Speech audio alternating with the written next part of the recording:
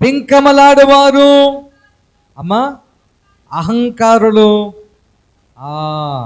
ఇక్కడ ఫస్ట్ ఒక పదం కనపడింది. ఏమిటా పదం? అమ్మ నాకెళ్ళి చూడాలి. ఏమిటా పదం? అది నేటి ప్రస్తుతానికి ఉన్న మనుషులు తీరు ఇదే. వీళ్ళకి నువ్వు దూరం ఉండాలి.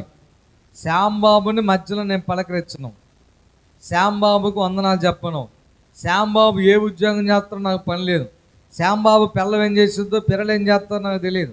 కానీ నాకు అవసరం వచ్చినప్పుడు మాత్రం శ్యామ్ బాగున్నారా, ఎప్పుడు నీ గురించి ఆలోచన చేస్తున్నానయ్యా. నీలాంటి జ్ఞానవంతుడు తెలివిన వాడు నాకు ఎవడు కూడా. నాకేమొచ్చింది ఇప్పుడు? నేను స్వార్థం, అవసరం వచ్చింది నాకు వాడితో, వీడికి అవసరం వచ్చింది కాబట్టి ఈరోజు నేను పలకరిస్తున్నా, ఈరోజు వందనాలు చెప్తున్నా, ఈరోజు వాడి దగ్గరికి వెళ్తున్నా, వాడి దగ్గర కూర్చుని వాడిని పొగుడుతున్నాను. ఎందుకంటే వాడి దగ్గర నాకేం కావాలి చెప్పాలి? ఏం కావాలి? ఏదో